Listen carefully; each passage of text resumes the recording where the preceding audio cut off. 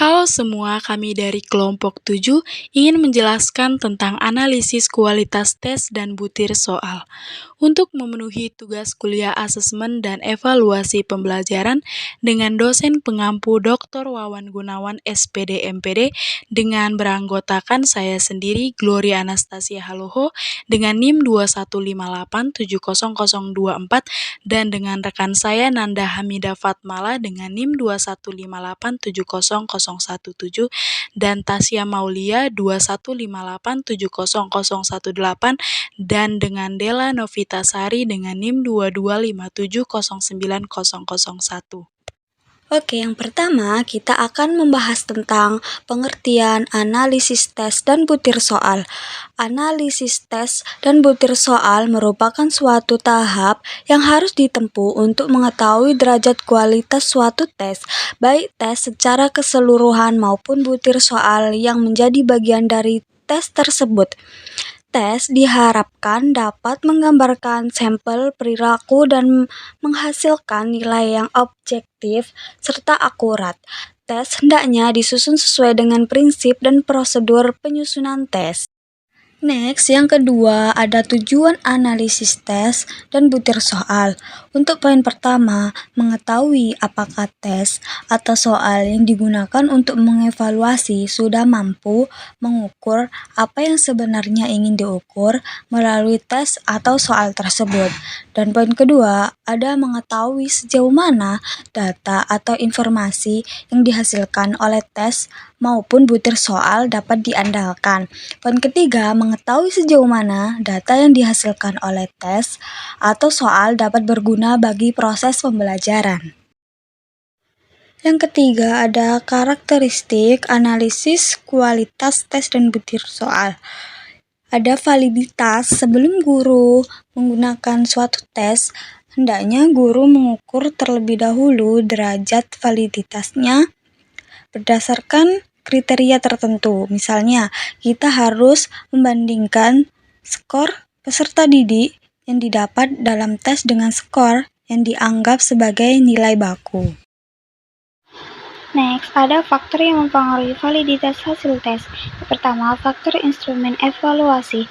Dalam mengembangkan instrumen evaluasi, seorang evaluator harus memperhatikan hal-hal yang mempengaruhi validitas instrumen dan berkaitan dengan prosedur penyusunan instrumen seperti silabus, kisi-kisi, soal, petunjuk mengerjakan soal, pengisian lembar soal, pengisian lembar jawaban, kunci jawaban, penggunaan kalimat efektif, bentuk alternatif jawaban, tingkat kesukaran, dan daya pembeda. 2. Faktor jawaban dari peserta didik. Faktor jawaban peserta didik justru lebih banyak berpengaruh daripada faktor sebelumnya. Faktor ini meliputi kecenderungan peserta didik untuk menjawab secara tepat, tapi tidak tepat, keinginan melakukan coba-coba, dan penggunaan gaya bahasa tertentu dalam menjawab soal bentuk uraian. Adapun 8 kriteria bahan bandingan berdasarkan pendapat Anastasi dalam Koni Semiawan Stimbel, yaitu pertama, diferensiasi umur, 2. Kemajuan akademis, 3. Kriteria dalam pelaksanaan latihan khusus, 4. Kriteria dalam pelaksanaan kerja, 5. Penilaian, 6. Kelompok yang bertentangan, 7. Kolerasi dengan tes lain, 8. Konsistensi internal. Berikut adalah contoh perhitungan korelasi. Yang pertama, korelasi produk momen dengan angka simpangan keterangan di mana R adalah koefisien korelasi dan sigma XY adalah jumlah produk X dan Y. Langkah-langkah penyelesaian. Yang pertama, membuat tabel persiapan X besar, Y, X kecil, Y, X2, Y2, dan juga XY. Yang kedua, memasukkan nilai masing-masing mata pelajaran X dan Y. Lalu jumlahkan seluruh nilai dan hitung rata-rata masing-masing variabel. Selanjutnya isi kolom X dengan nilai tiap peserta pada mata pelajaran X dikurangi dengan nilai rata-rata mata pelajaran X. Lalu isi kolom X dengan nilai tiap peserta pada mata pelajaran Y dikurangi dengan nilai rata-rata mata pelajaran E. Lalu cari X2 dengan mengkuadratkan nilai pada kolom X dan cari nilai Y2 dengan mengkuadratkan nilai pada kolom Y. Lalu hitung XY dengan mengalihkan nilai pada kolom X dan nilai pada kolom Y. Teknik diagram pencar atau scatter diagram. Dalam statistika, koefisien korelasi dinotasikan dengan R, di mana min 1,00 lebih kecil dari R dan R lebih besar dari 1,00, maka R sama dengan positif 1,00, artinya korelasi sempurna positif, dan R sama dengan min 1,00, artinya korelasi sempurna negatif. Untuk menafsirkan koefisien korelasi dapat menggunakan kriteria berikut, di mana 0,81 sampai 1,00 dinyatakan sangat tinggi, 0,61 sampai 0,80 dinyatakan tinggi, 0,41 sampai 0,60 dinyatakan cukup, 0,21 sampai 0,40 dinyatakan rendah, dan 0,00 sampai 0,20 dinyatakan sangat rendah. Reliabilitas. Reliabilitas merupakan derajat konsistensi suatu instrumen. Suatu tes dapat dikatakan reliable apabila selalu memberikan hasil yang sama bila diteskan pada kelompok yang sama pada kesempatan yang berbeda.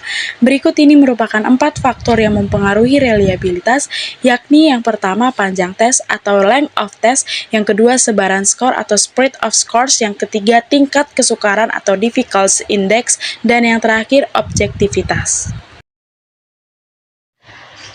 Kepraktisan berarti kemudahan baik dalam hal persiapan, penggunaan, pengolahan, penafsiran maupun pengadministrasian. Berikut ini merupakan faktor-faktor yang mempengaruhi kepraktisan, yaitu yang pertama kemudahan mengadministrasi, kedua waktu yang disediakan untuk melancarkan evaluasi, 3 kemudahan menskor, yang keempat, kemudahan interpretasi dana aplikasi. 5. Tersedianya bentuk instrumen evaluasi yang ekuivalen. Next, ada analisis butir soal. Pertama, tingkat kesukaran. Soal bentuk objektif menggunakan rumus tingkat kesukaran keterangan, yaitu WL sama dengan jumlah peserta didik yang menjawab salah dari kelompok bawah, WH jumlah peserta didik yang menjawab salah dari kelompok atas. NL adalah jumlah kelompok bawah, NH adalah jumlah kelompok atas. Langkah-langkah menyusun lembar jawaban dari skor tertinggi sampai terendah. Selanjutnya, menyisihkan 27% dari kelompok atas dan bawah, membuat tabel untuk mengetahui jawaban benar sama dengan plus, salah sama dengan min. Kriteria penafsiran tingkat kesukaran soal.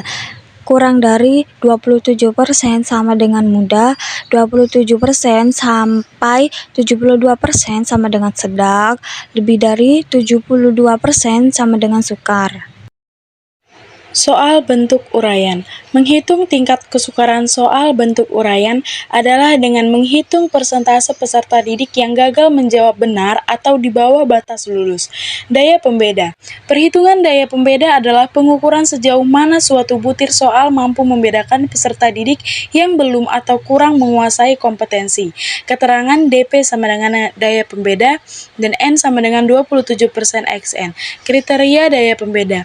0,40 and up sama dengan very good items, 0,30 sampai 0,39 sama dengan reasonable good, 0,20 sampai 0,3 sama dengan marginal items, below 0,19 sama dengan poor items. Selanjutnya ada analisis pengecoh, indeks pengecoh. Keterangannya yaitu IP sama dengan indeks pengecoh, P sama dengan jumlah peserta didik yang memilih pengecoh, N sama dengan jumlah peserta didik yang ikut tes, B sama dengan jumlah peserta didik yang menjawab benar, N sama dengan jumlah opsi, 1 sama dengan bilangan tetap. Adapun kualitas pengecoh berdasarkan indeksnya adalah 76% sampai 125% sama dengan sangat baik, 51% sampai 75% atau 126% sampai 150% sama dengan baik, 26% sampai 50% atau 151% sampai 175% sama dengan kurang baik, 0% sampai 25% atau 176% sampai 200% sama dengan jelek, lebih dari 200% sama dengan sangat jelek.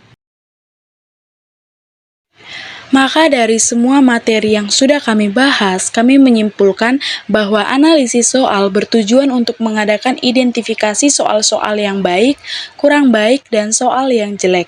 Dengan analisis soal dapat diperoleh informasi tentang kejelekan sebuah soal dan petunjuk untuk mengadakan perbaikan. Untuk menghitung tingkat kesukaran soal bentuk objektif dapat digunakan dengan cara menggunakan rumus tingkat kesukaran atau TK, di mana TK sama dengan WL ditambah WH dikali 100% dikali NL ditambah NH. Cara menghitung tingkat kesukaran untuk soal bentuk uraian adalah menghitung berapa persen peserta didik yang gagal menjawab benar atau ada di bawah batas lulus untuk tiap-tiap soal.